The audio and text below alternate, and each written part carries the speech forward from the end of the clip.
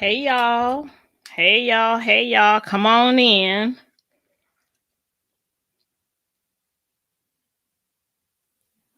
Just give me one moment. I am trying. This is my first time streaming by myself without any technical assistance from somebody else. So y'all be patient with your girl. Oh, I'm live now. Good job. Good job. Everything looks like it is working. Looks like it's working. So I do see myself on Facebook. I'm about to change the settings to to public so everybody can see that. Good job. That's done. And let me see if anybody on YouTube can see me or hear me. Okay, good job. Good job. Is my audio okay, y'all? Y'all, I have owned this mic for like probably like 5 years, and I've never used it. I had thought about podcasting years ago, and I kind of just bought all this equipment, and then life happened. I was like, I don't have time for this. So it was stuffed in a desk underneath a desk, and decided to whip it out today. So hopefully my audio is good. Why are you doing me like this on a Sunday? You know what, Pastor Carol? Because it's necessary. It has to happen. You know I love God's people. And I want nothing more than my sisters in the Lord to flourish. And I just so happen to be uniquely gifted with the ability to not be afraid to say what needs to be said. I don't know. I can't explain how that happened. I was just born this way. And so I'm just rocking with it. So if my audio is okay, my lighting is fine, I'm not going to waste a whole lot of time because I know Brother Seiko has a live coming up at like 7:30. And so I want to go eat my Sunday dinner. But we are going to get into this. So I'm sure by now you have seen my title, which is what do Black women and broken toilets have in common? And if you know anything about me, yes, I love the English language. I love words. And so I chose this topic because last night I was on a Facebook Live on Seiko Woods' channel. When you get a moment, please like that channel and be sure to subscribe. Um, let's get some other housekeeping stuff out the way. This YouTube channel, I'm kind of resurrecting. So if you can, it is free to pay your dues. Don't just stop in, stop in and like the video, and also share the video to your respective social media outlets, because this content is very important, and it's not a whole lot of women in this space who have the courage to self-sabotage themselves and speak on it. And I'll be the sacrificial lamb. I'm not scared of y'all. And in terms of what I have to lose, hey, I don't care. Okay, so I just don't care. How about that? Good evening, everyone. Hey, Sharon, good to see you. Hey, Jay, you can't even wait a week. Listen, I mean, am I now your enemy because I tell you the truth? Right? Like, is that what we doing now? So I don't, I'm not purposely trying to create enemies, but what I want to talk about and show this evening really needs to be discussed. So I've got some timestamps. I'm getting fancy with it, y'all. I got timestamps. I'm going to be sharing content live while we're on the stream. So if my internet acts up, it ain't my fault. And if I look like I don't know what I'm doing, it's because I don't. And so let's get into it. Got my notes here. So the title was, what do Black women and broken toilets have in common? I am so glad you asked. The answer to that question, and some people may disagree, but I'm going to demonstrate by taking us back about 32 years and then bringing us to the present. And then you will be able to answer the question in the affirmative or in the negative. What Black women and broken toilets actually have in common is that they're out of order. Okay. They are out of order. I say that with much conviction, cloaked in love, but nonetheless rooted in truth. And the reason why I would say we are out of order, let's get some disclaimers out the way. If this does not apply to you, right, then just let it ride, right? We're not talking about you and your specific circle. We're not talking about your grandmama or your auntie. You are not the sum total of all Black women in America. I am making broad, sweeping statements because I must do that in order to address the problem at large. I can't drill it down and say, well, specifically you, sweetheart. I'm not talking about you. If it doesn't apply to you, then it doesn't apply to you. But I am talking about our Black ethnic image, Black women on a large macro scale. We are out of order. We just are. You don't have to believe it, right? But we can look at the culture around us and see that statement has a lot of weight, and it holds a lot of validity in light of the fact that it's not looking good for us, sisters. It's not looking good. And I am not here to call you queen and to make you feel good tonight. That's not what this live is. There is a time for that, right? And when I feel led to do that, I will. But tonight is not that night. Tonight is smoke and flames. You might get scorched and burnt a little bit, but I do believe you'll be okay in the long run. I know I need to add some people as moderators. I don't know what I'm doing with that. I was looking for a developing dad. So if y'all see Michael on here, I got to figure out how to do that. Let me see. I don't think I know. No, I don't know how to do that. So the best that I can do is moderate these comments after the fact. Please behave yourself. Act like you have some sense. We will talk about some scriptures because hey, I'm a Christian, right? So my worldview is very dogmatic. I don't make apologies for that. I'm not going to make excuses. I am a Christian. That is who I am. The Lord purchased me with his own blood and saved me from a life of sin and his wrath. And so therefore, I live, eat, breathe, and think biblical worldview. So if biblical worldview is offensive to you, then this may not be the live for you. But what we're going to do, we're going to get right into it. I've rambled on enough. Not sure if any of you have ever heard of Dr. Shaharazad Ali. She is a Black woman who wrote a book back in 1990 called The Black Man's Guide to Understanding the Black Woman. Why are we talking about Shaharazad Ali in 2022?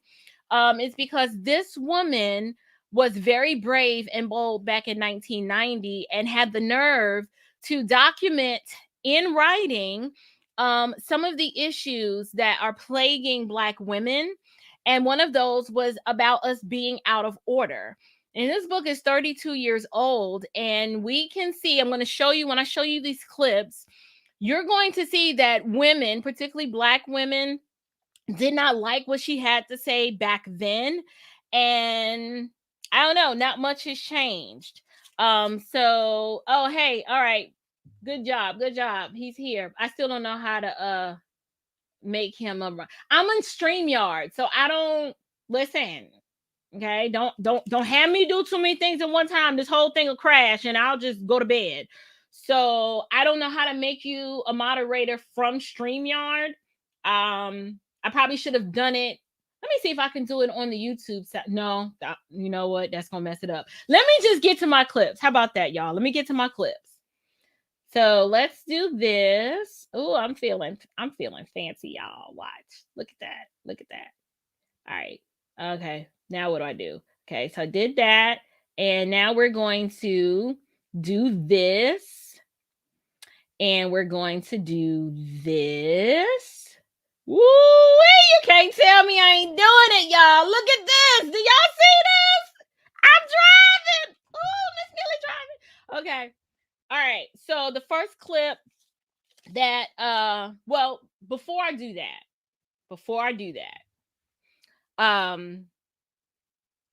the title of the live, I'm saying we're out of order, right? So some of you might be wondering, well, April, why do you say you're out of order? Like, what makes black women are out of order? Like, what makes you think you can make such a statement and say it with such certainty, right? Why do I say that? Like, what qualifies me to be able to say that? So a little bit of background, like, how am I making this assertion?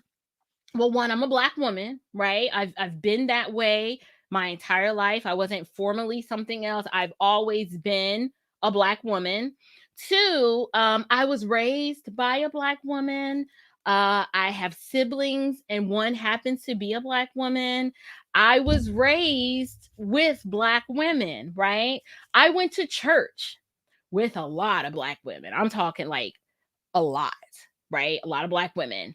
And then in high school, I went to boarding school, and that was the first time that I was in a completely different background that didn't include a lot of black women, right? So I went to a boarding school in Richmond, Virginia, and I was one of 3 black women. So now you're taking me from this urban context, born and raised in Bronx, New York, and I get transplanted to this beautiful campus in Richmond, Virginia, and I'm one of 3 black women.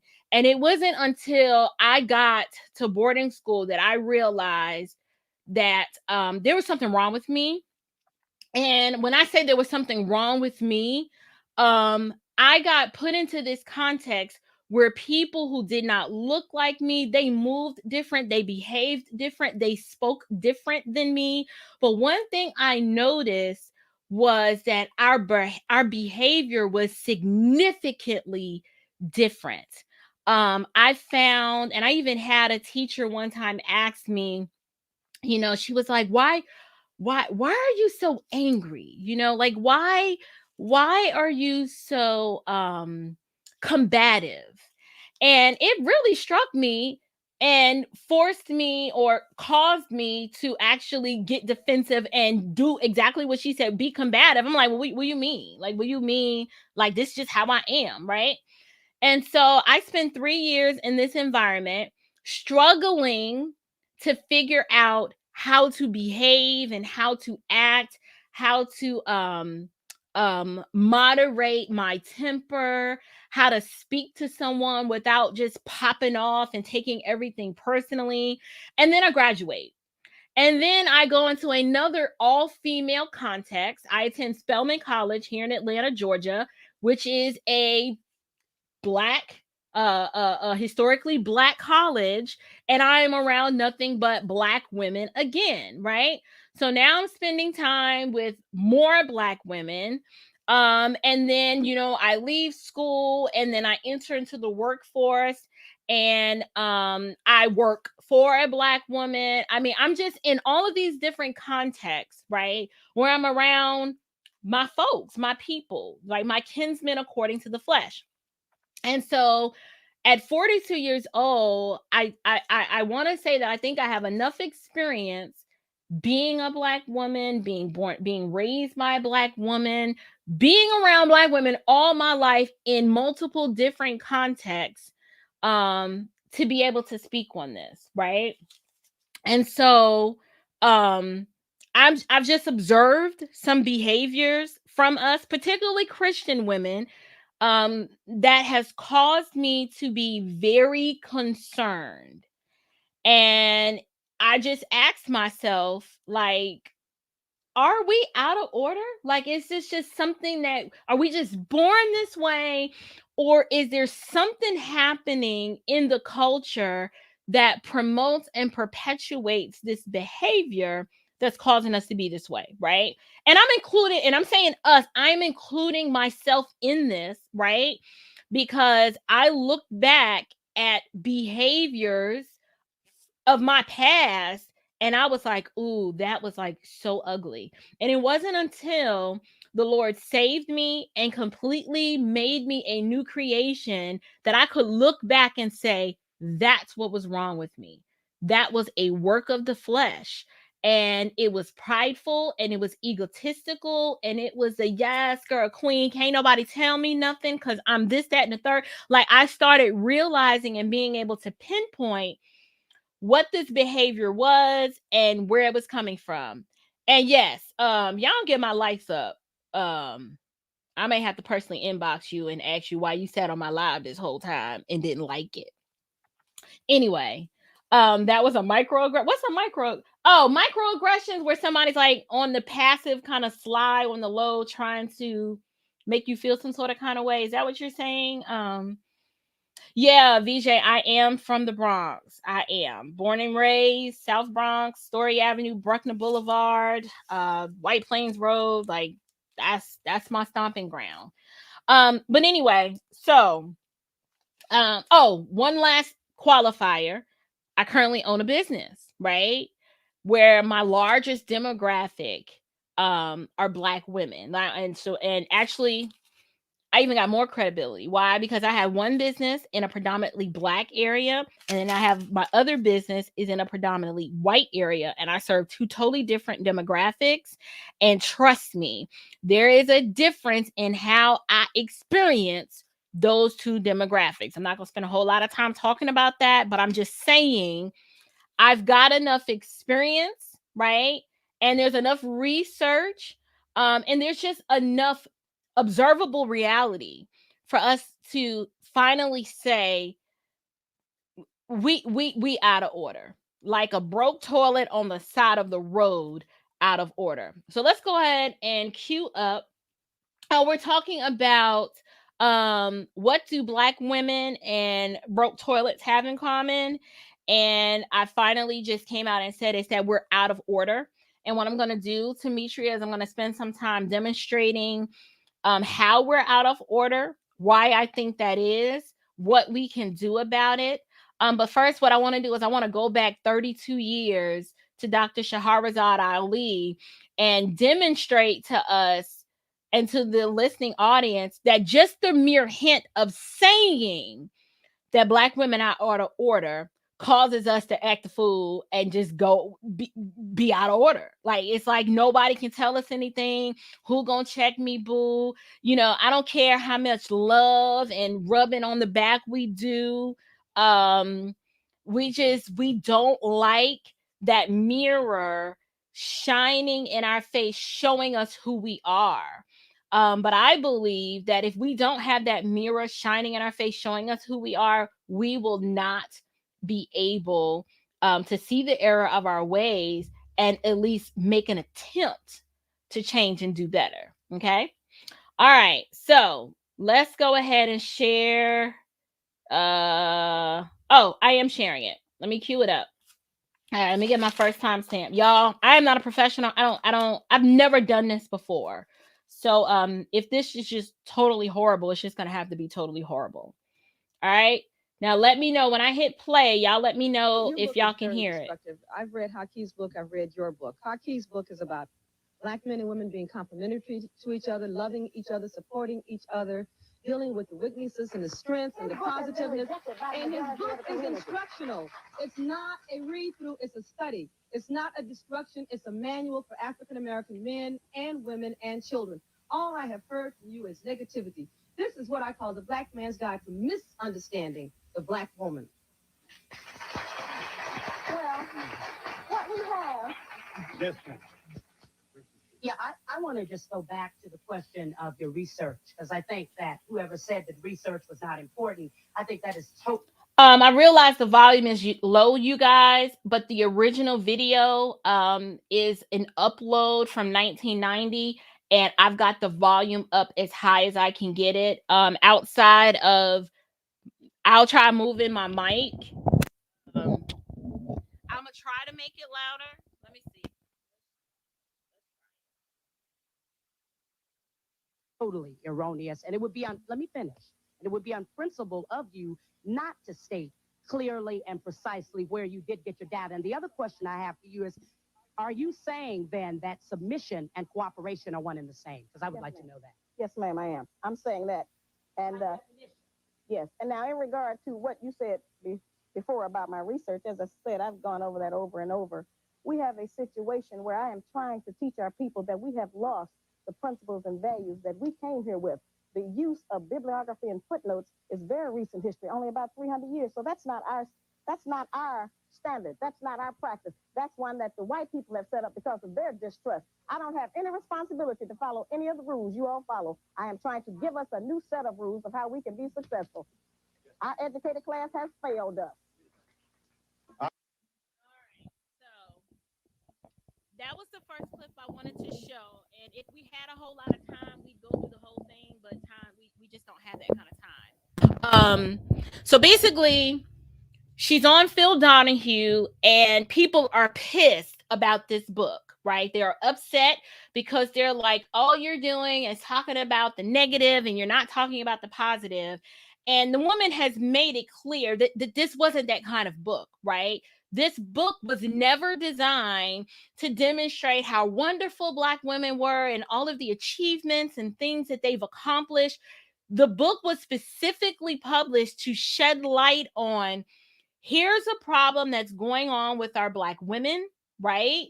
These are the issues, right? These are the pain points that Black men are overwhelmingly saying, this is how we are experiencing you guys, right? And instead of Black women, now it was some Black women, but instead of Black women saying, you know what, let me see what this sister's trying to say and let's see if there's some truth to it. Instead, immediately, the vast majority of women back then were incredibly defensive, and there were even protests during this time trying to silence Mrs. Ali and shut the conversation down, because how dare you tell Black women that we don't have it all together and that we are deficient in some areas and that we might just be out of order.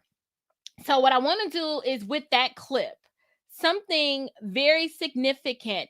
The main issue was, they were like, well, where are you getting your statistics from? And we'd like to know, what is these studies? And she just drilled it down and kept it real basic. She was like, listen, first of all, bibliographies and footnotes and all of that, that is a modern construct. If we're all honest, all we have to do is look at observable reality. And we can see that overwhelmingly, not you, because I ain't talking about you, but I'm talking about the lady next to you. We can see that overwhelmingly, right, that Black women in mass are out of order. What are some of those ways that we're out of order? Well, for one, the way we communicate, and the way that we deal with the opposite sex has definitely gone off the rails and has gotten out of order. There was a time when there was this level of respect for the Black male ethnic image, right? Because we have all gone through slavery and we've just been through, and post slavery, during Reconstruction, it was like, you know what, let's just focus on rebuilding and coming together and just making it do what it do, right? But something happened probably around the 50s and the 60s. And everybody has heard the story. Yes, we've heard about the Great Society and LBJ, and he, put all of these social programs in place. And really, really, in an effort, right, they thought what would happen, they thought that, we will give some government benefits and we will, throw them some change. But they never expected Black women to abandon their men in mass in favor of the government, right? And so what ends up happening over time is our women were emboldened and we became a little bit more independent, right? We started gaining access to the workplace. We got us a little education, and then it got to a point where we were like, well, we know what, we don't really need y'all no more. And so what happens is, you start smelling yourself. If you have a teenager, right, who, they've gone through puberty, and maybe if it's a little boy, one little girl done told him he was cute, so now he's feeling himself and you can't tell him nothing. Or if it's a young lady and she done had, a couple little boys give her a little attention, and now, she thinks she the hottest thing since sliced bread, and now you can't tell her nothing. What ended up happening is we adopted the modern feministic mindset. We abandoned our role as helpmeet to our men, and then we started taking on a more masculine attitude. We started having a whole lot of babies out of wedlock. We stopped requiring, basic minimum standards of you got to put a ring on it to, like, we just started doing a whole lot of destructive behavior. So what Shaharazad Ali did was penned in a book after interviewing Black men, after I'm just taking a look at the culture as a whole. She wrote a book saying, these are some of the issues that Black women are exhibiting, and you probably want to take a look at yourself to see if this is you. And Black women just weren't having it. We were upset. We were like, how dare you? Nope, I don't want to hear it. And so in that clip, that was two women comparing Dr. Shahara, we gonna call her Sister Ali, Sister Ali's book in comparison to this other gentleman who had published a book. And he was, and you kind of, how like when you walk into a room and somebody passed gas and the room stink, but instead of you saying, oh my gosh, somebody pooted, you just try to act like you don't smell it. That's what he and a lot of the people in the audience were trying to do. And Dr. Ali was like, nah, somebody tow up the club and pass gas in here. Like, I smell it. You smell it too. But nobody really wanted to say it, right? But I believe, right, how dare you try to tell me to examine myself is how they felt. And I get it, right? Before Christ, I didn't want someone to shed light on my shortcomings and my deficiencies, right? Because according to me, I'm fine. Ain't nothing wrong with me. I'm good. But there's something about when the Lord saves a person and the gospel kind of comes in and demonstrates to you your need for a savior because he's shining the light on your sinfulness. You start examining, or at least maybe this didn't happen to you, but you start examining every aspect of your life because you're like, I want to align my life with God's word. And so if there are areas in my life that don't align with attributes becoming of a Christian woman, I might want to examine myself and submit those fleshly desires and works of the flesh to the lordship of Jesus, right?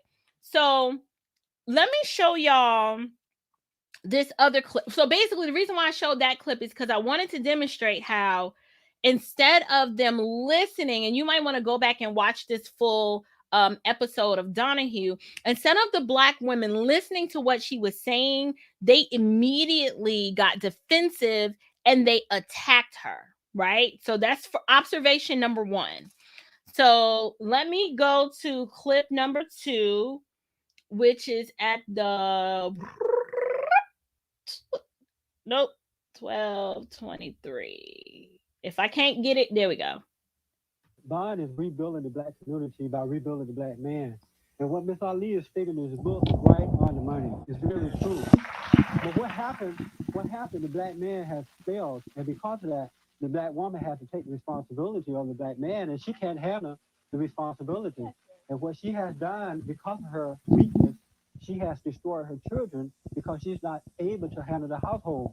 But has destroyed her children. Talk badly about their father. Talk badly about the father. Talk badly about the father. You don't have to be black for this to happen, but go ahead. I know, but this is what happened in the black community because if you look back in our history for a long ways back, the black man has not been the head of his household. Yes. And so what Biden is doing is understanding how this woman that she speaks of in the book has destroyed the black man. What happened to his strength? What happened to his decision making? And we find that also what happened to white liberals, the way that they have separated the black woman, they're giving the black woman welfare, they're giving the black woman better opportunities for jobs. That's right. And so the black woman is on the throne feeling like she's better than the black man. That's right. And that's why the black community is failing. Because if the black woman look at this, it's going to have to say, you have to step down and let your black man, well, she don't have to do it, but the black man have to understand what's wrong with him and take that position back. So if there's a black family without a, let me just understand this, help the gray-haired guy here. If there's a black family without a father, you're not surprised who would want to come home to a house where she's talking like that and has that attitude toward him? And the children see this behavior and we pass it along from generation to generation. Abuse has been recorded as being just as violent as physical abuse. Yes, it has. What you have to realize, Phil, it's out of order for a woman to be head of her family. And she just cannot deal with that. And so when the kids come home, because she knows that she can handle it, she's angry already. And she's passing this down. So in return, it's causing conflict in the black man. And her daughters are growing up to believe that all black men are bums. You can look at Feeding and clothing a child is not raising it. That's right. It takes more than that. We need the black man in our home because they provide guidance, direction, instruction, discipline, gratification, and fulfillment. Right. Which a lot of black women are pretending they don't even need no more. They run around trying to act like men. We'll be back in a moment.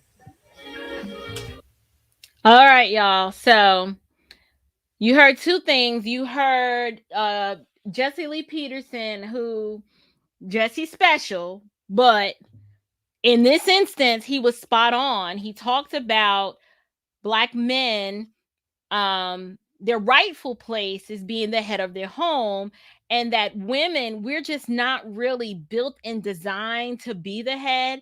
We know that is true. Why? Because as Christians, we already know the biblical model is for the man to lead the family and the wife to submit to the husband. It's a mirror of the relationship between Christ and his bride, which is the church. The issue is, in today's modern society, the idea of a nuclear family and a woman, I'm going to say the word, submitting to a man is on its face so offensive and just so like, oh, what do you mean by submit? Like we immediately, when we hear the word submit, we think slave, we think doormat, we think, oh, you just get to treat me on any kind of way. Like we think the worst. We take the worst possible example of what could happen in a marital relationship with a woman submitting, and that is our go-to, right? Or what we try to do is minimize it and say, oh, well, the woman is supposed to submit, but, the man is supposed to submit too. Like we just won't concede, right? We have such an incessant need to be right in this area and to rebel in this area that we won't even concede that or leave room for the possibility that God's way is best. We want to go our own way, do it the way we want to do it, do everything out of order, and then we're confused when our children or our offspring, which is the current culture we're living in, why they all are just out of order too.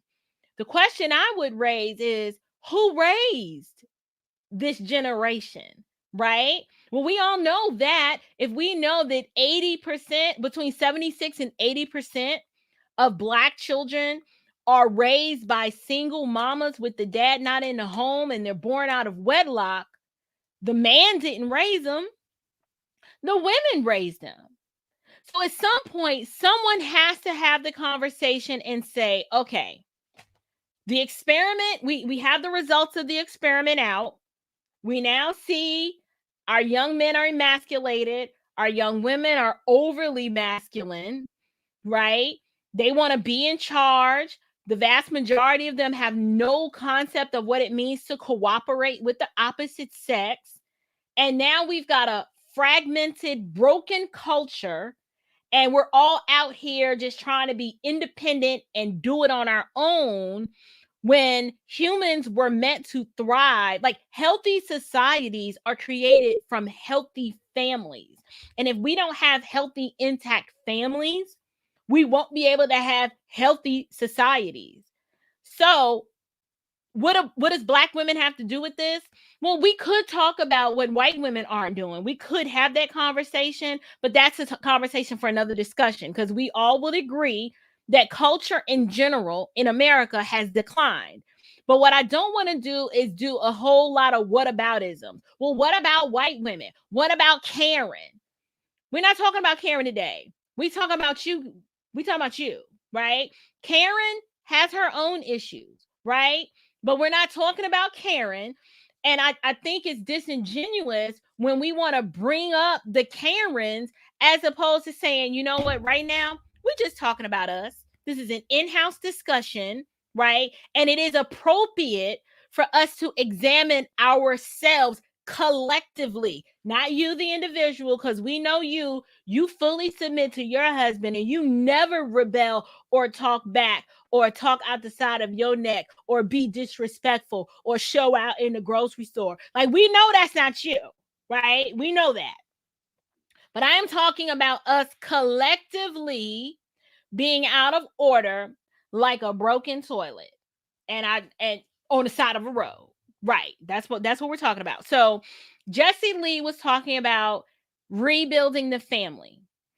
Well, in order to rebuild the family, you're going to have large swaths of the Black population full of women who recognize that, you know what?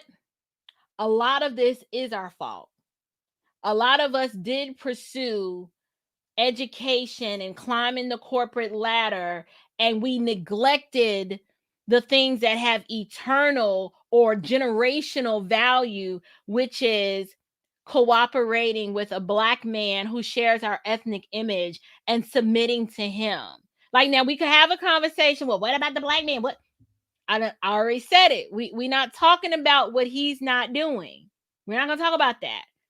What we need to talk about is why 52% of Black men are single and childless, and how they feel based on the outlook that they see, that they don't have a lot of promising prospects to become wives, because the vast majority of our women display such an attitude of I don't really need you, I got my this, I got my that. Like, they're just like, it's too much of a headache. Like, I mean, can somebody be honest? They don't really want to deal with us like that. And it breaks my heart. Like, it breaks my heart to know that men who share my ethnic image would rather not deal with me because of my behavior, my inability to cooperate, my incessant need to be right all the time, my refusal to concede, my refusal to admit when I'm wrong,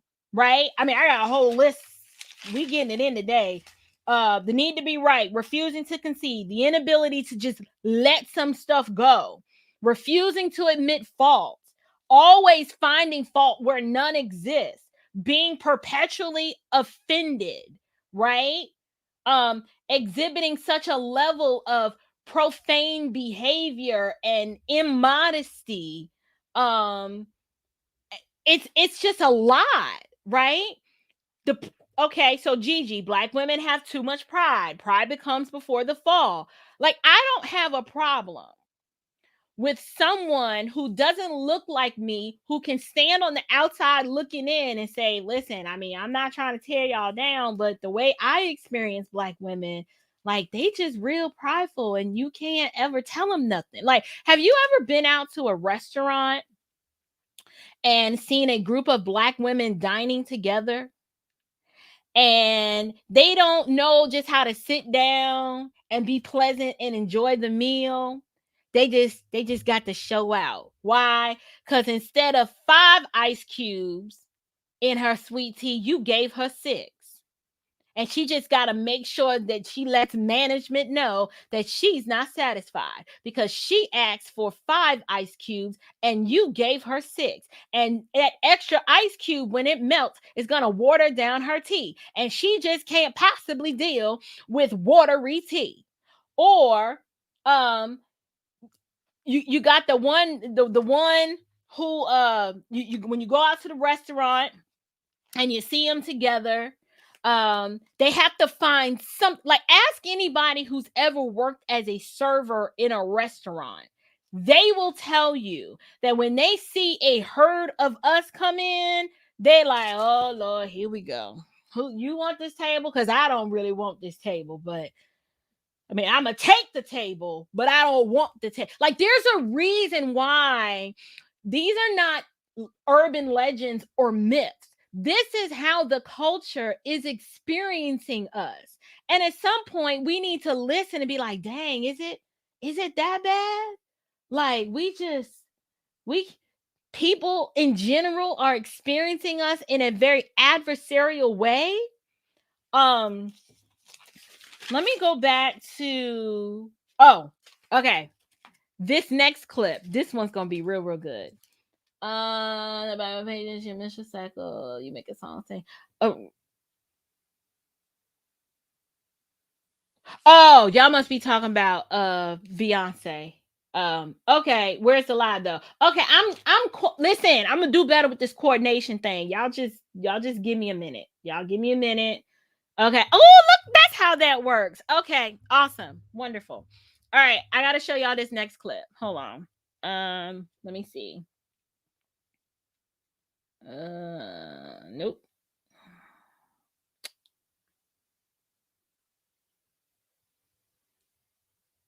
This is as close as I can get to it. It's look differently from black women.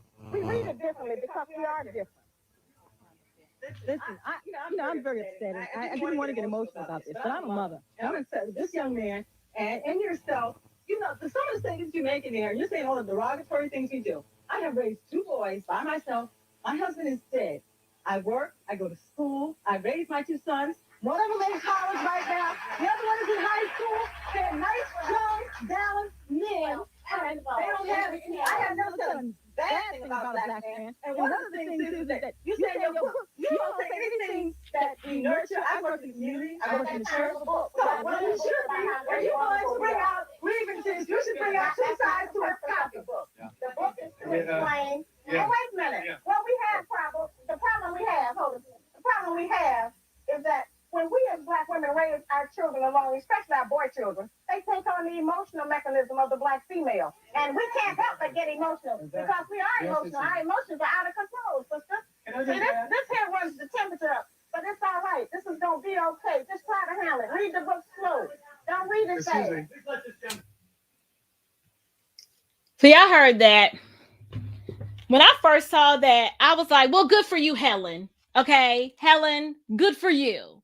We know that your husband died and you raising your babies and it's all to the good.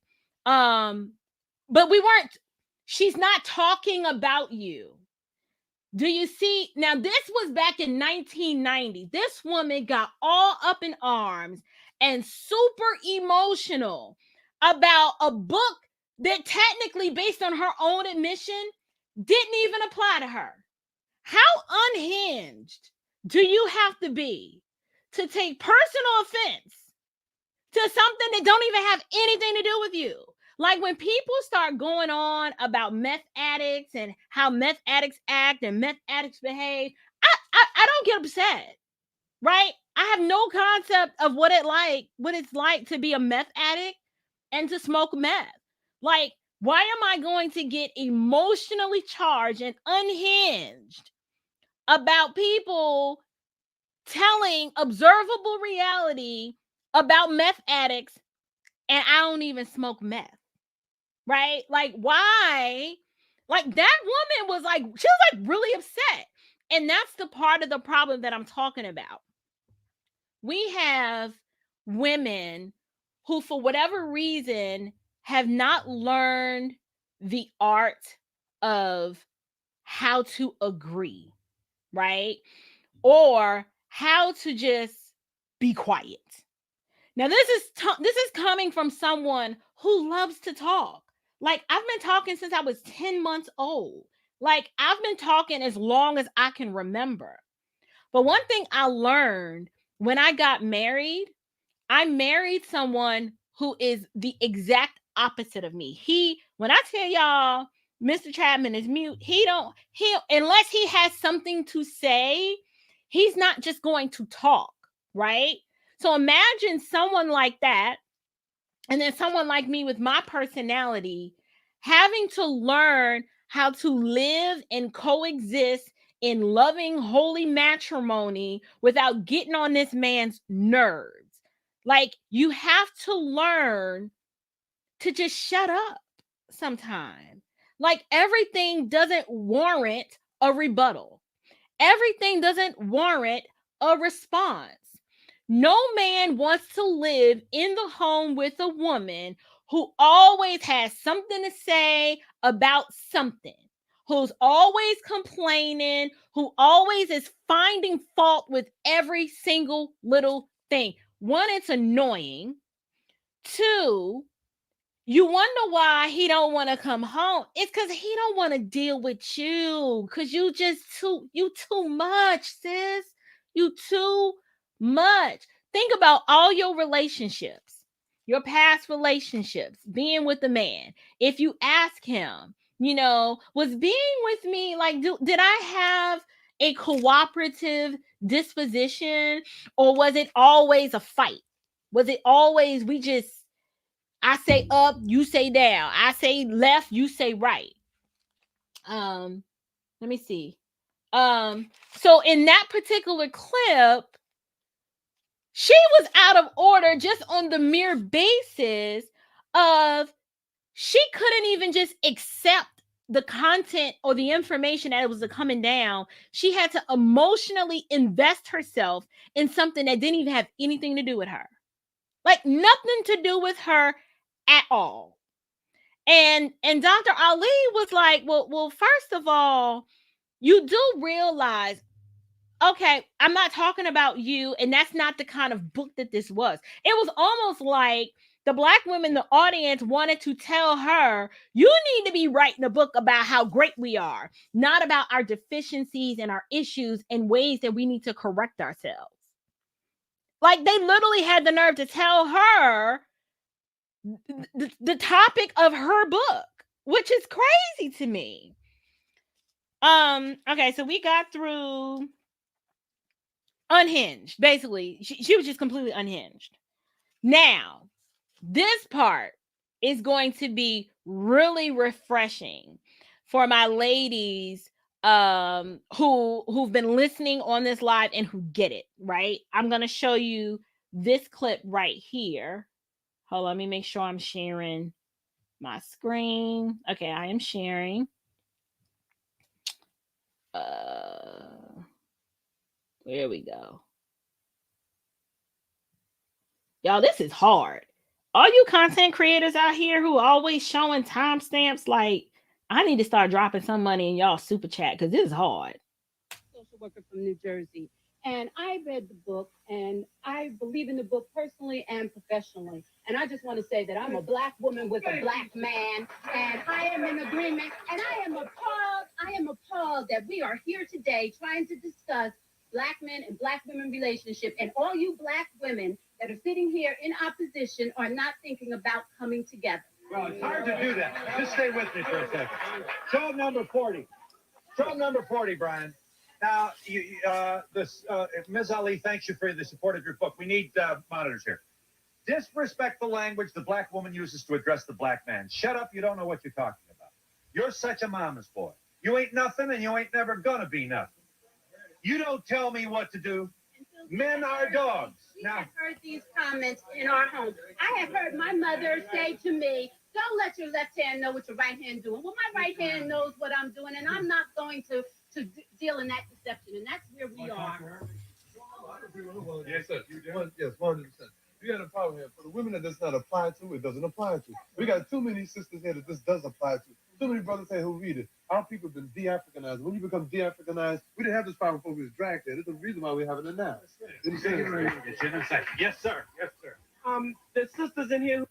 Okay, so that woman was so refreshing to me because not only did she speak as a Black woman who's married, but she spoke as a social worker.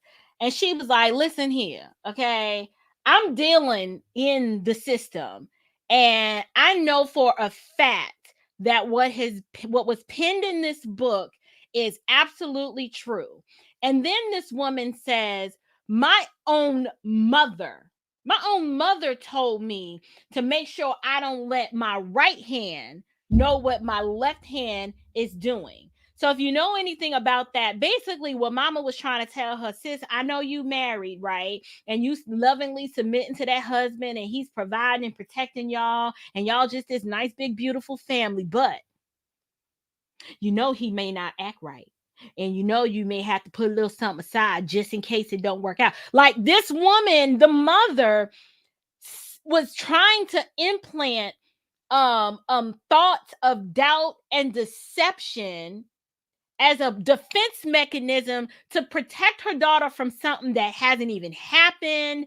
And she was like, no, I'm not participating in no foolishness like that. Now, I don't know this woman, but I can almost imagine she was like, well, wait a minute. Where's your man? How you gonna tell me to not let my right hand? So you want me to knowingly be dishonest and withhold and hide things from my one flesh partner, all because you got some crazy insecurity? Listen, Christian women, we don't move and operate like that. Like that's just not, one, that is just highly unbiblical, and two, that is very, very dangerous, and that's part of how we got here. If a man doesn't feel like you trust him or that you respect him, it is very difficult for the relationship, let alone the marriage, to work. Yes, is it possible? Here we always go to the extreme. Well, I knew somebody that her husband handled all the finances, and then one day she woke up and the accounts was just empty, and he just left her high and dry with no. Yes, okay, we know that happens.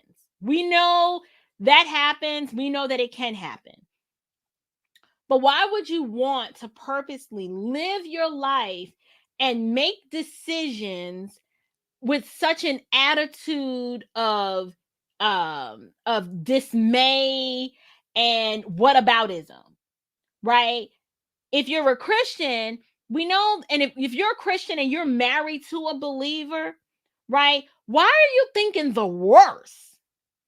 It really is just another way for us to want to control and be in charge. Because if by circumstance it happens that he leaves, at least I know I control the situation enough that I got some money here on the side, and my children, like, we gonna be okay with or without that. You know what I'm saying? Like that's the attitude. And so it was refreshing to hear her not only affirm that yes, what's in the book is true, and even my own mama tried to push that poison in my mind, but what I did was I stood up to my mama and I pushed back. And then the gentleman after her was like, listen, we already know this doesn't apply to everyone without distinction, but there's a whole lot of chicks just in this very audience that this does apply to. All you ones acting up, rising out like your Jezebel, she jumping out your chest like this you. This is who she talking about. She talking about you. So I just thought that was interesting. Only hit dogs holla. I was like, sis, pipe down. Like she's not even talking about you. There is a way to disagree quietly, but we have been allowed to be out of order for so long that we have married women, right, who will get on social media and who claim the name of Christ, use all kinds of profane language and talk in a disrespectful manner, not just about their own husbands, but about other men with no restraints. And even when someone like myself is like, that's out of order and that should not happen, you should apologize. Instead of there being some repentance and an apology, you get, I'm going to double down and I'm going to demonstrate even more vitriol. And I'm going to tear you down with my words, because I'd be darned if you try to correct me and tell me about myself. I don't know who you think you are. Like, I'm telling you, these women are raising the next generation, and we wonder why our children do not have respect for authority. I say, look at the mama. Look how the mama moves. Look how the mama behaves. And there's your answer right there. When Pookie and Ray Ray don't know how to act in school, 9 times out of 10, there's some Mama Helen who's right behind them defending the foolishness. And here's a word that I would like to say to my other Christian women who share my ethnic image. If we don't start pushing back and speaking up against this behavior, it's only going to continue. If enough of us were like, you know what? No, what you're not going to do, you're going to quit embarrassing us and acting a fool. We have to publicly call this stuff out. I know it's not easy, but it's sinful and it's wrong. Now understand, the unbelieving world, they're going to act the way they're going to act because they don't have God's word as their compass for how they're supposed to behave and how they're supposed to show up in the world. So I get that, right? I am not trying to place this undue burden on Christian women to police what other women are doing. That's not what I'm trying to do. But what I am saying is, when you see another sister in the Lord, when you see another sister in the Lord being disrespectful, right? Exhibiting profane language and essentially cussing out a man, especially online or in person, and you don't say anything, we're literally just perpetuating that same mindset, and we're letting them, we're not at least demonstrating that that's not okay. Like, we give license for these women to act this way when we don't speak up and say, no, no, no, we don't do that over here. If that's how you're going to act, I'm going to need to block you. But what we do is we provide shelter and safe haven for these women. Why? Because we scared of them too. We don't want to deal with the blowback and the pushback because we already know she crazy. We already know, like, we don't want to be the recipients of her wrath. And so therefore, we just be like, well, you know what? I ain't getting in that. That's not my business. But then yet our ethnic image is on display. And then we wonder why we have the stereotype to begin with. It's because we don't have enough of us pushing back saying that is not who we are. That is not how we act.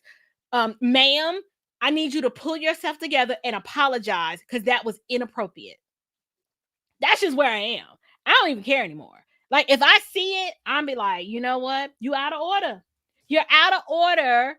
And I don't care if you think that no one can check you. I'm checking you. Why? Because what I don't want to do is to sit back and let your behavior proliferate in the culture on my watch, and I didn't at least say something to speak up for it. Why? Because I am team family. I am team a daddy and a mama and some children being raised in the fear and admonition of the Lord.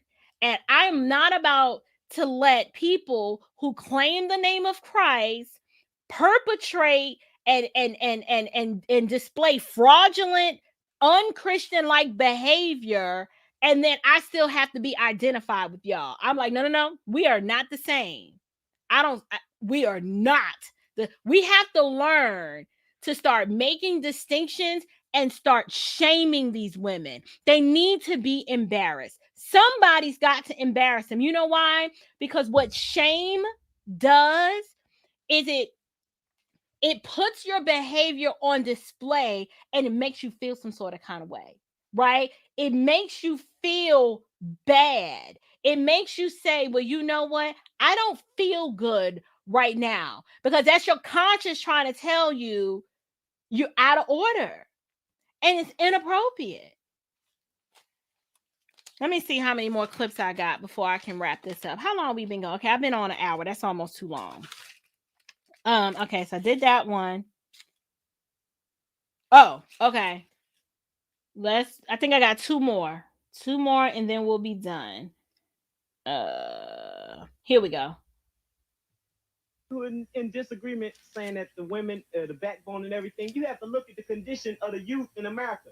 Black men more in prison than in college and everything. You know what I mean? That's the women raise the children. So any disrespectful and bad attributes that they have, who did they get them from? They got them from the negative female on them. So, listen, I get it. No one likes to feel like they're being beat up on and ganged up on. And I would agree that, you know, some people would say it's not what you say, it's how you say it, or it's how you do it. But here's the pushback that I would offer against that. I can't tell you how many times people have tried to lovingly correct us and it goes in one ear and out the other, right? Sometimes you need strong and stern rebuke, right? Sometimes, depending on who you're talking to, if they're already toxic, sometimes that's the only language they understand, right? But then there are other times when you can pull a person aside and be a little bit more gentle and get your point across. But I disagree that, you know, you got to be in relationship with people, you know, to correct them. I mean, because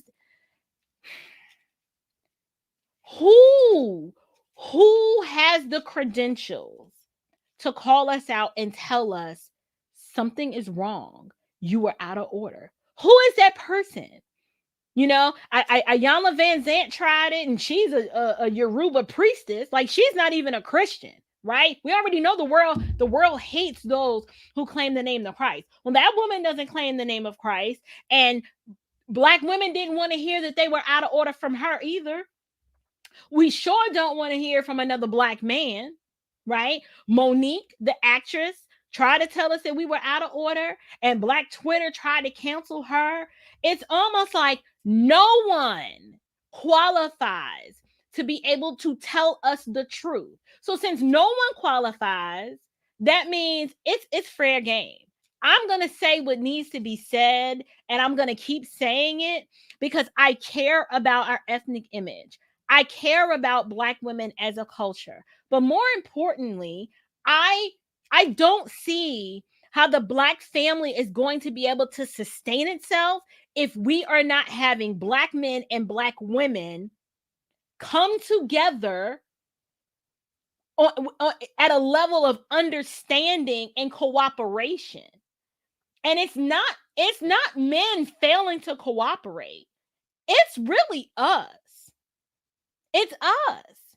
If we're so difficult and so uncooperative and so unsubmissive, what makes us think that men are going to want to sign up for that? Men are choosing to be by themselves. They're like, you know what? I'm good. Or they are choosing to go to other ethnicities just so they can get some peace. Now, that might make you upset. And you're like, well, if he's going to go over there with it, well, he's going. Okay. And instead of you saying, oh, he went and had to get him somebody else, what you should be saying is, we lost another one. We dropped the ball again. At some point, there's got to be some sort of inward look.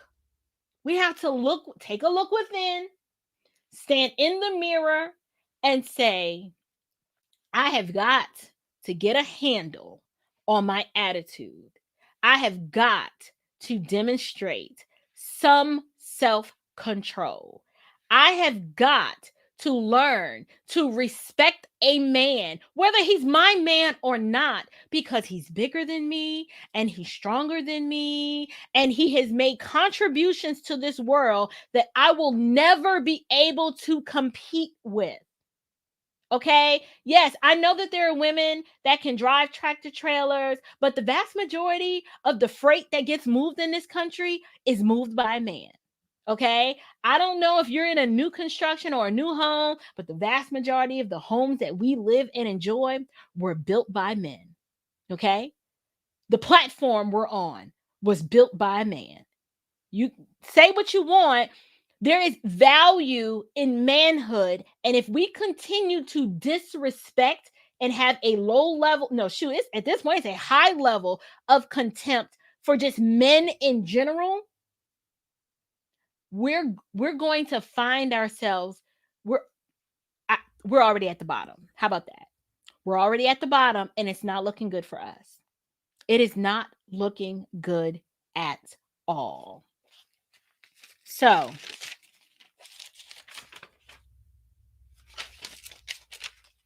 this is my last clip. No.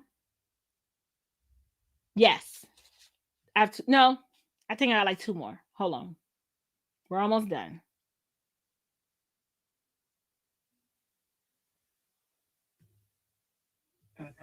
I didn't read the book, but it seemed to me. Thank you.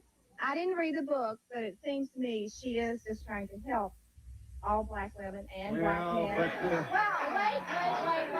I'm not finished. But what I want.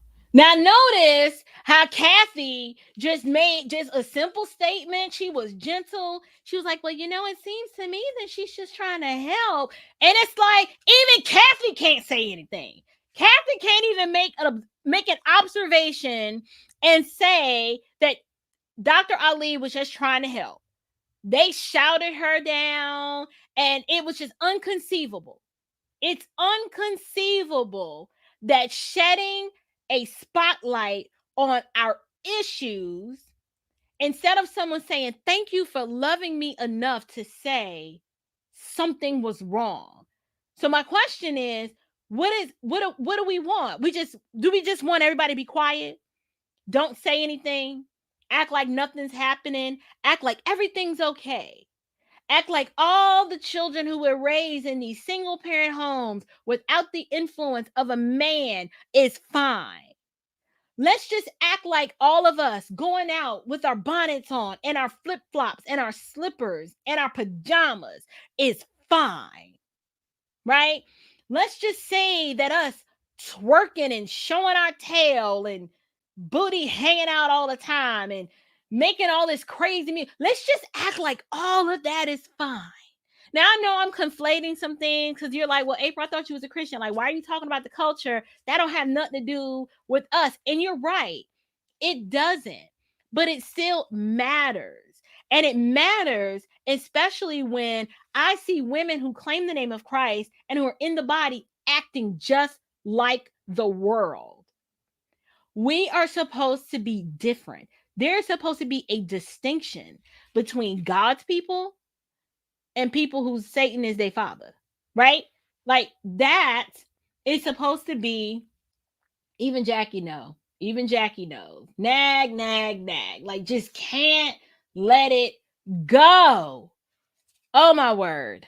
At some point, someone has got to have the courage, even if it's just 32 years out. Because if you think about it, in 1990, the culture was a whole lot better than it is now. But now we see it's worse. So that means the people who were young to middle age during this time, who heard this message, who disagreed with it, I'm curious as to what they would say now. I'm curious because we know Ayanna Van Zant pushed back on this, and now even she's like, y'all out of order. Like, I don't even want to fix my life no more because y'all can't be helped. Like, that's just where she is. Like, she actually owes Dr. Shaharazad Ali an apology because she used to be the opposition. And now she's like, y'all out of order. I'm good. I can't with y'all no more. Like, that's where she is. So here's my question to the audience. Since this was aired, has the ethnic image and our culture, particularly as it relates to Black women, are we better or are we worse? And if we are better, demonstrate to me why. And if we are worse, demonstrate to me why. Let's see. Me too. I got some very good things for my mom. Right. Listen.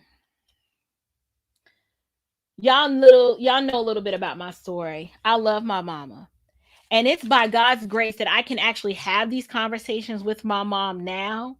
And even she admits, my mom was married 3 times. She was married to my dad. Before my dad, she was married. And then after my dad, she was married. And she has even admitted that she got some really bad advice. And she took her cues from her grandmother, who basically, I loved my grandmother dearly, but my grandmother literally had a very short history of cooperating with a man. I mean, my grandmother was born in 1909, and she migrated from Brunswick County, Virginia, up to New York in the 30s alone. Now, you tell me if that was normal. In 1930, with a child in tow, migrating from the South to the North to a city like Bronx, New York. Like, that was just unheard of back then. And when I asked, I was just like, wait a minute.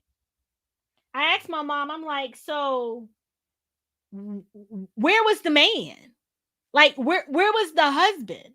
Where like, and I'm not saying that women are just so weak and incapable, like we can't move from one state to another. That's not what I'm saying. I want you to understand back then how unheard of that was. And then my mother is born out of wedlock in 1943. In 1943, it was still shameful to have a baby out of wedlock, right? And my mom tells me how basically she was conceived as a result of her father, come to find out, was married and had a wife in South Carolina, and her mom and her dad got together, had her. And so because they weren't married, they sent my mama away. And so my mom, she talks to me and she tells me, like, I had no concept of what a healthy relationship looked like. She was like, hell, I didn't really have parents, so I really didn't know what a healthy relationship looked like. And so therefore, she said when it came down time for her to choose a mate and be in a relationship, she even said, like, when things got hard, in her mind, she was like, well, I'll just go be by myself and I'll go figure it out. Like, I'm like, so she's like, well, I tried to work it out, but, for the most part, we were young, he didn't want to do right, so I was out. And in my mind, I'm like, well, dang, like, it didn't really, that's all it took for him. You just jump ship, But I tell these stories because something within the body of Christ and the professing evangelical church at large, we are experiencing the same issues that the world experiences, right? Like, our marriages fall apart at a very high rate, which should not be named among us. Our families are not intact like they should be. We don't, Christian Black women at large, I'm not talking about my circle or people that we're not necessarily known for being the most cooperative and submissive women, right?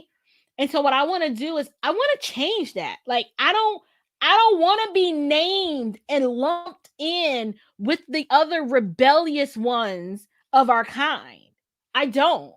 I don't know if y'all ever noticed. Um, Whenever I go live, my nose starts to itch, and I don't know why. Normally, it's only on Facebook Live. It's just always right here, just itching. Um, but I don't. I want to start a new trend, right?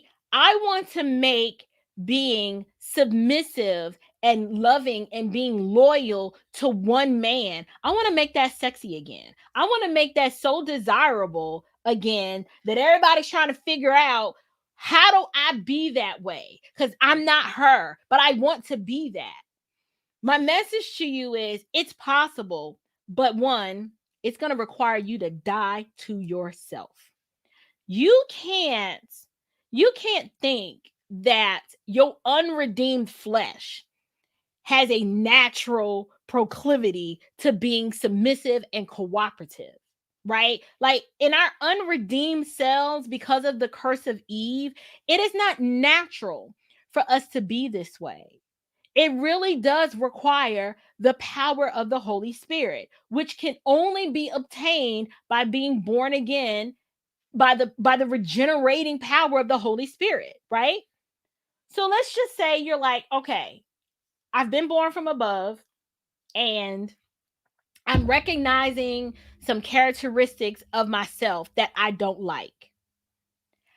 How do I shed the vestiges of that? I'm glad that you asked. For me, like I said, it requires you, one, what you can't do is push back on content like this and get upset and take it personal and want to attack and say, well, you gotta acknowledge it. You gotta sit in that reality and say, what this lady on here is saying is, she's right, because we can see the evidence of her being right, right? We can observe and test and look at our culture and look within our families and in our relationships and see, Lord have mercy, whatever this is on my nose, Lord help. We can see that I'm speaking facts. Now, you don't have to like the facts, right? You don't have to like the facts, but you at least need to acknowledge that they are facts. Now, maybe everybody in your circle is just ultra feminine, cooperative, and you submit, and y'all don't have these problems. Praise God for you, right? But I want to talk to the ladies who are like, I know I struggle in this area. I wasn't raised to cooperate with a man. My daddy weren't around. My mama didn't cooperate with a man. Like, I don't even know what that looks like. I don't know how to restrain myself when I'm like, when somebody says something to me, all I know how to do is pop off at the mouth. Like, that's all I know how to do. That's my knee-jerk reaction. I can't help it. Listen, you're going to have to submit that attitude, that disposition to the lordship of Jesus. Do you not think that the sovereign God of the universe, if you go to him in prayer and say, Lord, I don't want to be this way, make me more like you, make me more like the women spoken of in Titus 2, help me to have a more gentle and quiet spirit. Do you not think that's a prayer? Like, we know as Christians we're supposed to pray according to God's will. Well, I can guarantee you that it is God's will that you adopt a disposition like that. Even my personality, as strong as it is, I know I'm a little over the top, but I can guarantee you, the husband of my youth will tell you that he would not have married me if I didn't know how to demonstrate how to submit to his authority and let him lead this family. What that doesn't mean is that I don't have moments where I just forget, right? It doesn't mean that I don't have moments where I'm like, I'm wilding out. But what it does mean is that my husband loves me enough and he's not afraid of me to tell me when I'm out of pocket and that I need to go check myself. Like, the men in our lives have to be free enough to be able to tell us that. Because truth be told, a lot of men are afraid because they're like, this is going to open up a whole nother can of worms. And if I say what I really want to say, we're going to be arguing into next week. And I don't want those kind of problems. But what you need to do is create an environment. Okay, I don't know. I don't know what's happening with my nose. I'm about to put some water on it. Y'all, I know that it just itches. I don't know. I don't know what it is. It just itches really bad. At the bottom with no help on the way. Listen, we at the bottom, y'all. And if you've met me in person, you will know. Like, I have some sisters that are just super sweet. I mean, they are like patty cake, baker's man. My personality is different, right? I am very demonstrative. I love to laugh. I love to have a good time. I'm very assertive, right? Like, I'm very matter of fact. If I have an opinion, I'll lay it out, say what needs to be said. All of that's fine and good, right? What I am talking about is your overall disposition in how you engage and interact with the opposite sex. At some point, you got to dial that back. Because if you don't, you're going to find that no one is going to want to deal with you because you're a headache.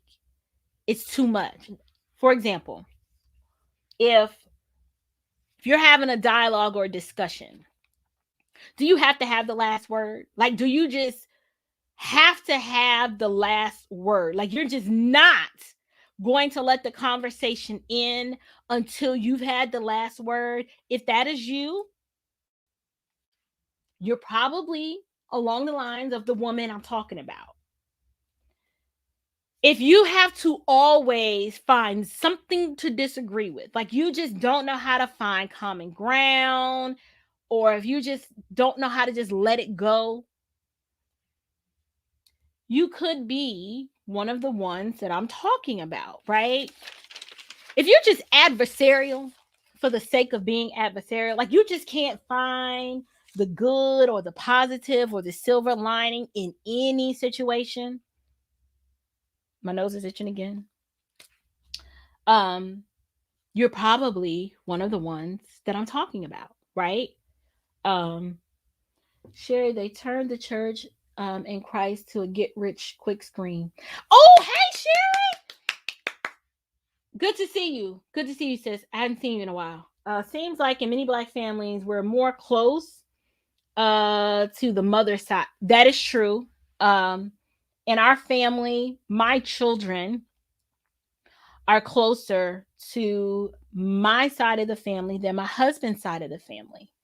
And if we all lived in the same state, I would hope that would be different. But because my mother-in-law lives in a different state, I'm wondering if that's the issue. I don't know. But even in our family, I mean, I'm just being transparent. We've had to have conversations with my mom because the overly controlling, that it causes problems, and we've had to address it. And my husband was very patient and long suffering, but it got to a point where we were like, listen, if you don't know how to act, you can't come here. Okay. And I love my mama. But that's my husband, right? Like, she's not commanded to die for me. He is. So I'm a lean team Chapman regardless. Let me see. So for the Christian, none of the behavior that I've talked about or outlined should be named among us, but unfortunately it is. And so we're gonna have to deal with this, ladies. We're gonna have to take a deep look within. Some of us just flat out need some therapy and some counseling. And then some of us need to just sit under the tutelage of some older women who've kind of been through some things and who can help us navigate in this area. I know that's been beneficial for me, right? Some of us, quite frankly, you need to have women in your life who, when they see you do this kind of stuff on social media, that they love you enough to be like, sis, take that post down. Like, you cannot disparage your husband publicly like that. That is wrong. I don't care if it didn't bother him. It makes you look bad, and it makes you've emasculated him. Like, if I see one of my girlfriends on social media and they're tearing their husband down, please believe it. I want you to do it. Like, I want you to. Cause I will be in your inbox so fast, like, what's going on, sis? Like, what Herbert did? Oh, he did that? Okay, well, why did the world need to know? Why did the world need to know what Herbert did? Pull that post down. Like, we have to get that granular with it. If I see you and we're friends and I see you disrespecting your husband in the public square, digitally or in person, we're going to have a talk. We're going to have a talk. I don't know what this is in my nose. I don't know. I don't even know. I can't deal with this anymore. Y'all can't see me? Who can't see me? Yes. Sometimes you got to be that person. Like, you have to be okay being the one that's like, you know what, she gonna be mad and she probably not gonna talk to me for a little bit, but I gotta yank her. To me, not to me. The Bible says that is love, right? Love doesn't want to see someone harmed like that, right? I get it. Herbert may have did something deserving of correction, right? Herbert may, I don't know who Herbert is. I'm just making up names, y'all. Oh, I'm off screen.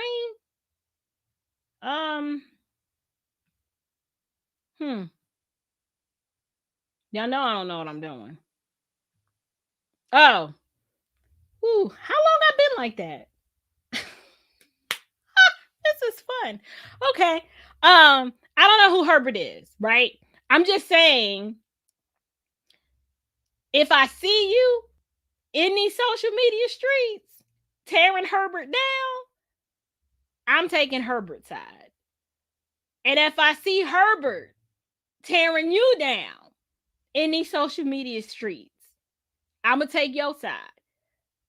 Here's what you need to know and understand. I'm always going to take the side of righteousness, period. Okay? I'm on the side of righteousness. What's right is right. What's wrong is wrong. So, collectively, these are my final thoughts. Thank y'all. I'm sorry. I told y'all I didn't know what I was doing. I really don't, like, this too much.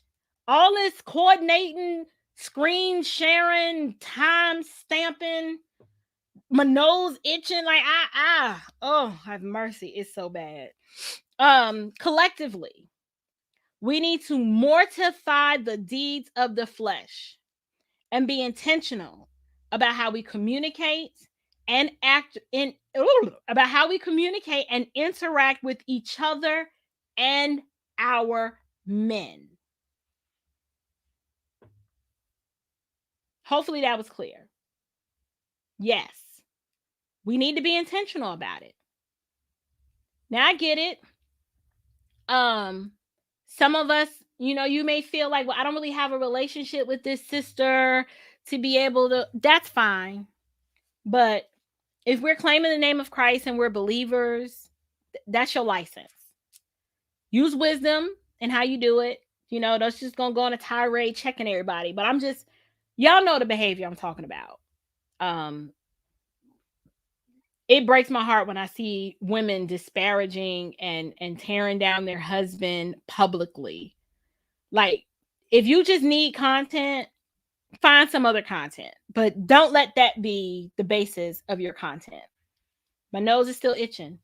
There's enough to be done right there that will keep us busy for a lifetime, as bad as our culture has been hurt by feminism. Yeah. Oh, thank you, Priscilla.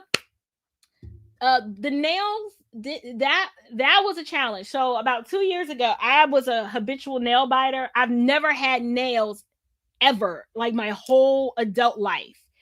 And then one day my husband heard me. I was complaining like, oh, my nails are so weak and they don't grow. He was like, your nails grow. You just bite them. And I was like, I do, but they don't grow. And he was like, well, and I was like, you know what? I think I'm gonna just go get them done. Cause I have man hands. Like I'm short and I have man hands. So my husband was like, why don't you, instead of going to get your nails done, why don't you challenge yourself to not bite your nails and let your nails grow? And then Rona came. And then because of the Rona, I was like, well, I'm not trying to put my hands in my face, and I'm definitely not putting them in my mouth. So thanks to the Rona, my nails started to grow. And then I was like, ooh, I want to polish them now and paint them. And so I started doing that. And we've been going strong ever since. Now, the reason why they're two different colors is because this is gel polish. And I don't bite, but I do have a bad habit of peeling. And so if I peel it off, I ran out of pink. Well, I'm running low on pink. I know y'all don't care about that, but that's the issue with the nails. So praise be to God. I know that's something real vain and superficial, but that was an accomplishment for me because I've never had nails, and these are mine. I grew them myself. Okay, guys. What time is it? Oh, it's 6:30. Put a little Vaseline on your nose. I'm not trying to get up and get it. I'm gonna get off. It's like right here. It's just itching. It's almost like somebody has a little feather and they keep going like this to my nose. Like that's what's happening right here. I don't know why. But yeah. So, don't let me catch you on social media cussing a man out. Don't let me do that. I understand we get angry. Listen, I have been pushed on social media to where I felt like I had to have some words with some people. And I've been there. I have been there. What I am saying is when we start cussing people out and calling them names, one, we got to grow up. And two, God ain't pleased. And three, if it's a man, it's disrespectful to do it to anyone, but especially like don't try to exert power and emasculate a man. Like we already know words can be damaging and they can cut. Like the book of James tells us about this little thing, this tongue, how fiery it is and how damaging it can be. Just repent. Just repent. Like if you repent and be like, I was wrong. But see, that would go back to the thing on my list. Like you can't be wrong. You have this incessant need to be right. You refuse to concede. Like you just won't let it go. Like that could be you. All right. Right. Cussing out a man of God and somebody's husband. Sis, honey, listen. I don't understand. This is why I firmly believe that just because someone claims the name of Christ doesn't mean they are really abiding in the vine with Christ. Like they're just not. Because Christians, believers, when we are shown our sin, we repent. We feel godly sorrow. And we make it right. Right. And that's just how it's supposed to be. Before I go, I want to shout out a few YouTube channels. Cure for the Soul Ministries, new social media connection of mine. Please go and subscribe to her channel. Developing Dad, if he's still here, he's putting out content from the Christian perspective in the manosphere, which is huge. Like I'm excited for him. Seiko Woods, go ahead. No, matter of fact, Love, Life, and Marriage with the Woods is Seiko and Sharon's YouTube channel. You need to subscribe, and they slipping on the content. Y'all need to crank some more content out. Let's get this. Who else is in here? That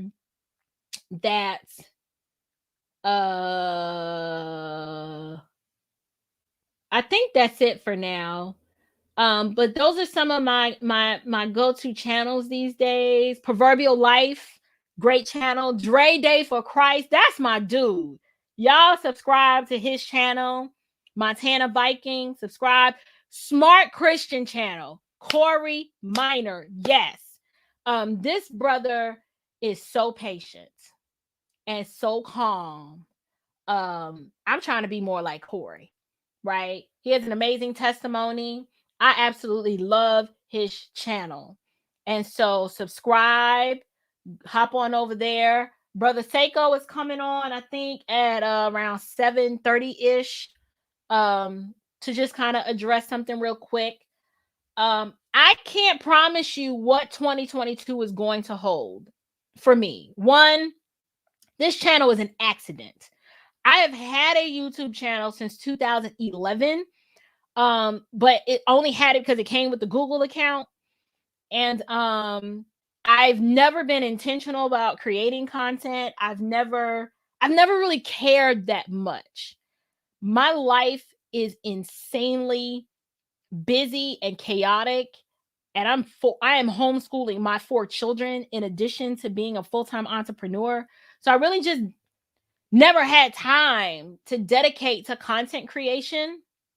However, what I have recognized is that there's a deficit in the YouTube space for good, solid Christian content made by women, for women, and just a female voice.